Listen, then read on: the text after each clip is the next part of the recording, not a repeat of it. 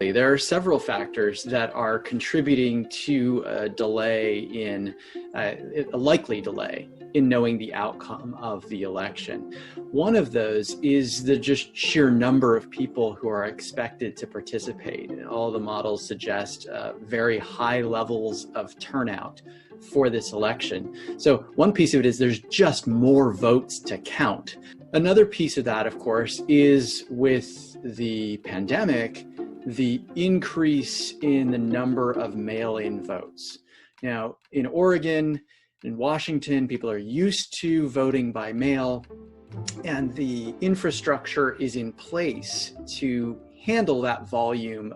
But in many other states, that's not the norm. And so the usual number of absentee ballots that they might receive is expected to increase tremendously. One other piece to this that I think is important to note is the way that races are often called, that a winner is called by the news media, is done based on modeling and projections. This election is going to be very difficult to call in that way, in part because of all the mail-in ballots. I think that a lot of news agencies, the Associated Press, the major networks, are going to need to be very cautious about making calls of elections based on projections. If we're just talking about the presidential race, if it's close, then it could take weeks.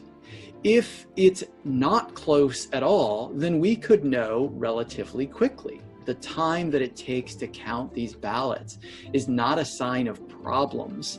It is a sign of high levels of participation under particularly straining circumstances and an effort by election officials across the country to try to get an accurate count, because that's what we really want at the end of this, is an accurate count of the ballots.